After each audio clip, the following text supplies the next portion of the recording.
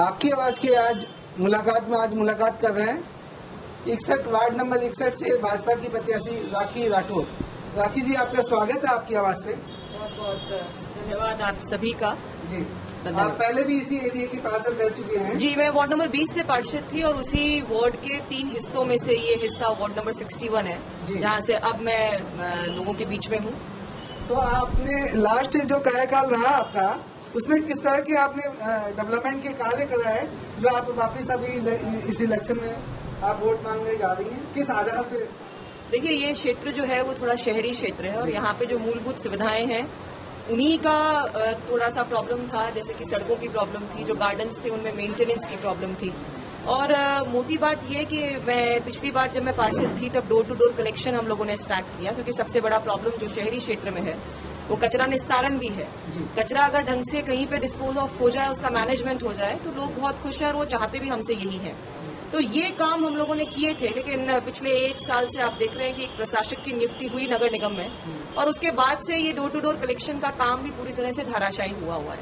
तो इन सभी को ठीक करना, साथ ही लोगों की जो डे टू डे लाइफ, क्योंकि मुझे लगता है पार्षद जो है वो सबसे पहला कनेक्ट है जो लोगों के साथ रहता है और उनकी डे टू डे लाइफ में जो प्रॉब्लम्स है उनको एड्रेस करता है। तो इन सभी चीजों को लेकर के जो हमने पुराने डेवलपमेंट वर्क करा है, हमने जिस तरह से जहाँ सीवरेज की प्रॉब्लम थी वहाँ सीवरेज लाइन्स डलवाई, सड़कें बनवाई, गार्डन्स के अंदर ट्रैक, साथ ही शेड और गार्डन्स के अंदर उनका फिर से रेनोवेशन जो करवाया, उसी बात को लेकर के कुछ डेवलपमेंट को आप नोटिफाई कर सकते हैं कि ये particular development in the sense कि कई जगह, जैसे हम अपन जहाँ बैठे हैं यहाँ पे एक हनुमान वाटिका सेकेंड एक कॉलोनी है। इतने सालों की बसावट के बाद भी यहाँ पे कभी रोड्स नहीं थी, तो पहली बार मैंने अपनी बार पिछले कार्यकाल में ये रोड्स बनाई। तो बहुत जगह ऐसी पीछे एक अयोध्या कॉलोनी है, वहाँ लगभग 20 साल पहले एक रोड्स बनी थी, उनको बनाया गया। तो बहुत सारे पेंडिंग वर्क्स ऐसे थे जिनको कि मेरे पिछले कार्यकाल में मैंने कंप्लीट किया और इसी बात को लेकर जनता के बीच में, और मुझे खुशी है इस बात की कि जनता ने भरपूर मुझे सहयोग दिया है और जब रिजल्ट आएगा तो मुझे लगता है कि उनका आशीर्वाद वोटों के माध्यम से मुझे मिलेगा। नियमन की समस्या पूरे जयपुर में है, आपके एरिया में भी होगी? देखिए, नियमन की समस्या जो है वो यहाँ पे कुछ छोटा सा एक पैच है जिसमें नियमन का प्रॉब्लम है, बाकी लगभग सभी जगह पे जेडी अप्रूव हो चुकी है और जेडी अप्रूवल के साथ साथ अब तो वो नगर निगम में भी ट्रांसफर हो चुकी है। तो यहाँ पे एज सच बहुत ज्यादा कोई प्रॉब्लम नहीं है नियमन की। मेरा जो पुराना क्षेत्र था वहाँ पे नियमन का इशू था, उसको भी मैंने अपने कार्यकाल में खत्म किया, यानी जो डिस्प्यूट था वो खत्म किया। और साथ ही सिर्फ और सिर्फ प्रॉब्लम अब रेट्स की है, रेट्स को डिसाइड करना है कि किस रेट पे नियमन शिविर कैंप लगेंगे। बाकी अब वो डिस्प्यूट वाला जो प्रॉब्लम है उसको खत्म कर दिया गया। पानी की समस्या, पानी, नाली, बिजली वगैरह का क्या है? देखिए, रूटीन समस्याएं हैं, लेकिन फिर भी मेरा सौभाग्य है कि ये एक ऐसा क्षेत्र है जहां से समस्याएं अगर थी तो मैंने पूरी कर दी और समस्याएं जो है वो अब यहाँ पर ज्यादा नहीं है। पानी का प्रेशर आप जानते हैं पूरे जयपुर शहर में जब गर्मी का मौसम होता है तब समस्याएं रहती हैं, उसके लिए भी हम लोग जैसे टैंकर्स की व्यवस्था होती है वो करते हैं। साथ ही जहाँ जहाँ पे प्रेशर बढ़ा सकते हैं वहाँ पे कोशिश की जाती है कि वहाँ पे पानी का प्रेशर बढ़ाया जाए। इसके अलावा ऐसा सच बहुत बड़ी प्रॉब्लम यहाँ पर कोई है नहीं।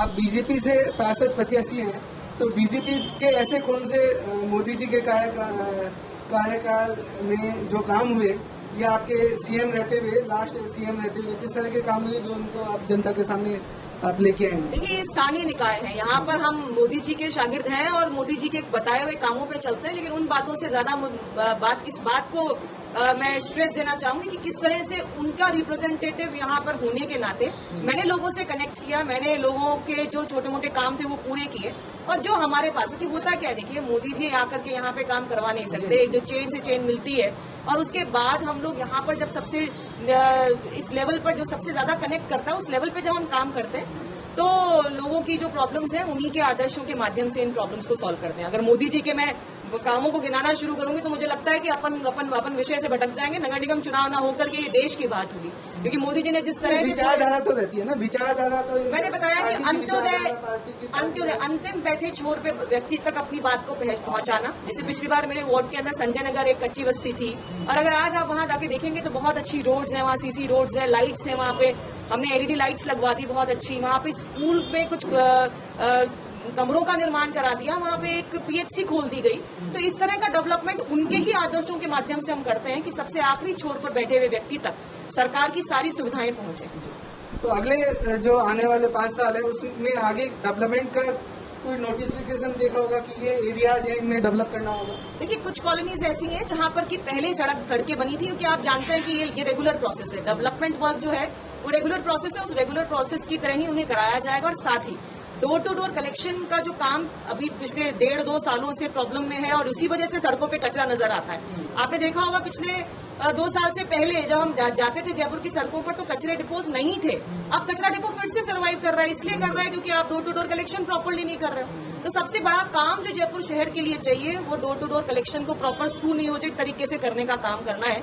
और उसके साथ ही रेगुलर जो काम होते हैं, और मैं बहुत सिस्टमाइज काम हम लोग करते हैं, क्योंकि हम लोगों ने एक नंबर है जिसमें मॉर्निंग 9 बजे से लेकर 12 बजे तक लोग फोन करते हैं और हम नगर निगम के माध्यम से उनकी चाहे सीवरेज की प्रॉब्लम हो, चाहे लाइट की प्रॉब्लम हो, चाहे सफाई की प्रॉब्लम हो, वो खत्म कराते हैं और इस तरह से लोगों से कनेक्ट बना रहता है। आप वोटर्स से जो अभी इलेक्शन में जा रहे हैं तो वोटर्स से किस तरह की अपील करना चाहेंगे? देखिए, कोरोना का प्रॉब्लम है और इस समय जो कोरोना काल में इलेक्शंस हुए हैं उसमें नो डाउट हमें कोरोना प्रोटोकॉल्स को फॉलो करते हुए वोटिंग करनी होगी। सबसे पहले मैं आप सभी से निवेदन करूंगी कि वोटिंग करने जरूर जाएं और वोटिंग के साथ में कोरोना प्रोटोकॉल्स को फॉलो करते हुए अपने मताधिकार का इस्तेमाल करें। साथ ही उम्मीदवार का चयन करते वक्त सब लोग अपनी अपनी बात कहते हैं, लेकिन चयन के वक्त इस बात का ध्यान रखें कि एक ऐसे व्यक्ति को जो कि आपकी समस्या को नगर निगम में या किसी भी स्तर पर रखने लायक हो, उसकी काबिलियत के दम पर, ना कि किसी जात पात के और ना ही क्षेत्रवाद के दम पे उसे कहें, लेकिन सिर्फ और सिर्फ काबिलियत के दम पर उसका चयन करें और अपने लिए एक ऐसा उम्मीदवार चुने जो कि खुद आप सबकी बात को सुनने के लिए, समझने के लिए और आगे पहुंचाने के लिए सक्षम हो। मुझे उम्मीद है कि आप आगे चल के 1 तारीख को जो मतदान दिवस है उस दिन कमल के फूल के बटन को दबाएंगे और भारतीय जनता पार्टी के प्रत्याशी को जिताएंगे। धन्यवाद। आप थी राखी राठौर। आपका कहना है कि आखिरी व्यक्ति तक विकास कार्य पहुंचे और इसी सिद्धांत को लेकर आगे जा रही है निगम चुनाव में। धन्यवाद। आपका बहुत बहुत धन्यवाद।